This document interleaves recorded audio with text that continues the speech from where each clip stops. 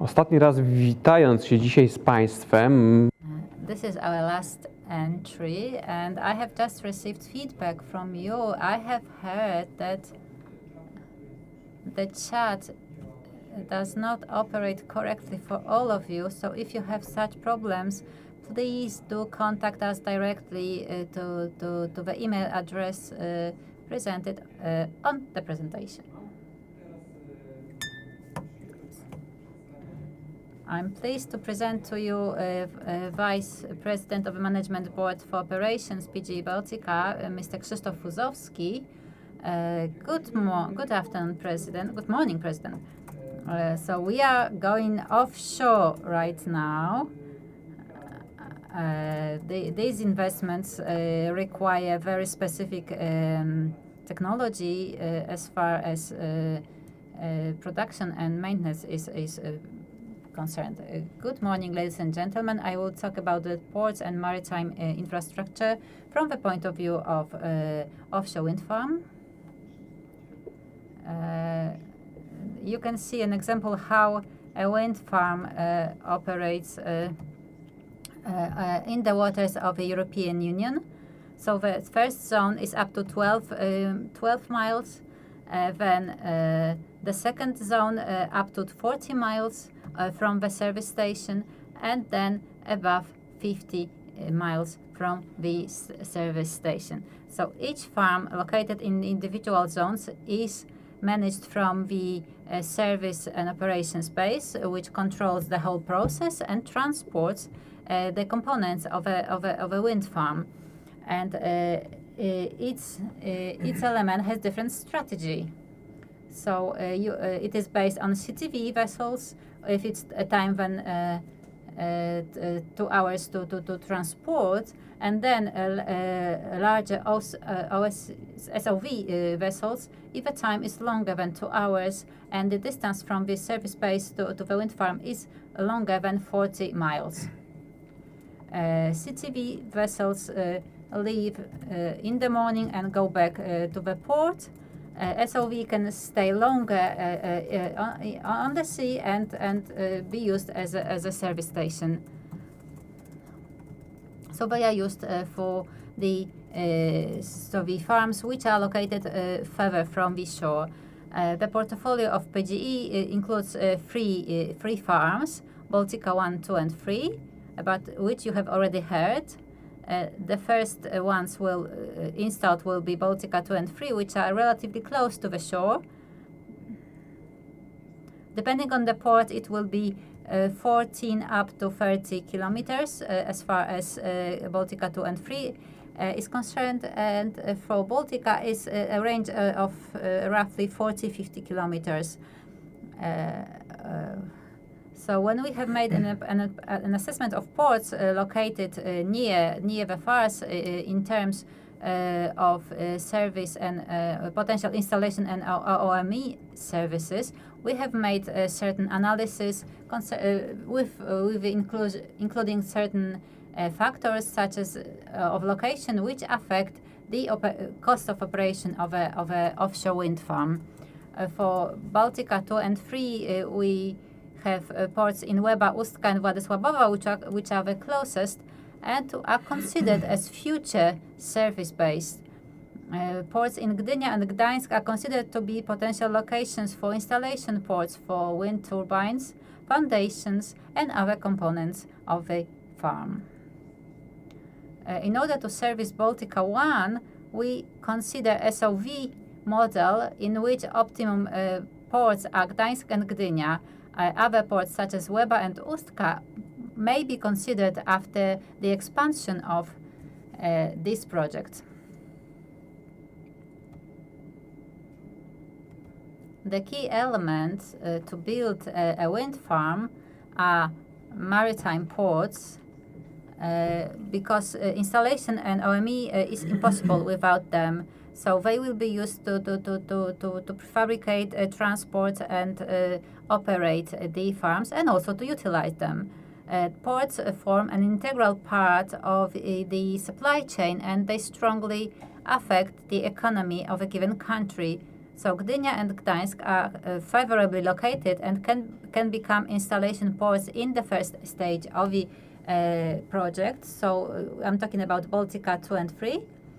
And the ONME ports can be Władysławowa, Łeba and Ustka.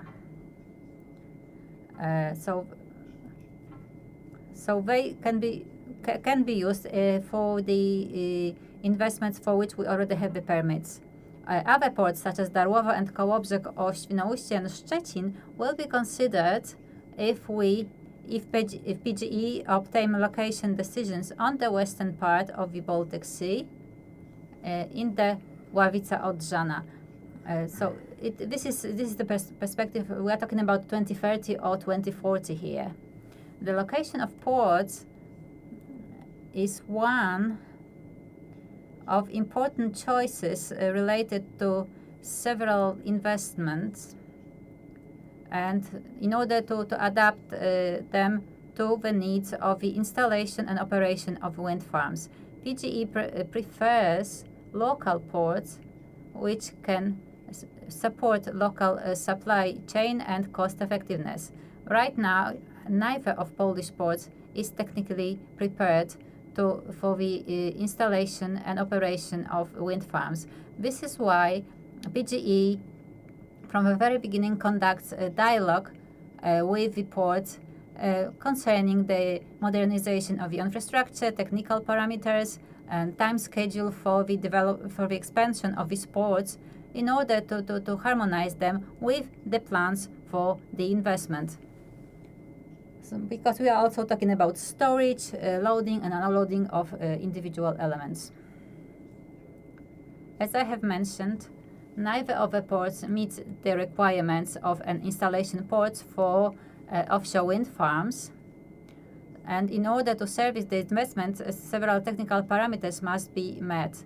So this concern the wharfs, or the storage area, a seabed, navigational accessibility of the port, and as a seabed, particle capacity to support a jackup vessel is important, and navigational accessibility of a port is important. So the width of the entrance of the port channel or lack of height and limitations. Also accessibility to port and land infrastructure, road and railroad infrastructure is important. So we need more than one installation ports for turbines and foundations in order to make sure that all these elements are produced in Poland. This is why PGE supports the development expansion of ports both in Gdańsk and Gdynia and sees great potential for the development of these investments. As for operations and maintenance port, it is very important because it is needed for 25 up to 30 years. It monitors the work of turbines and the staff crew present there, also monitors spare parts and technical facilities. A port should have an area of 9 or up to 10,000 square meters and should include technical facilities, service facilities, and up to 50 people should work there in order to monitor the work of a farm. And also we need other service crew which will service the turbines themselves. We need 4 to 5 CTV vessels.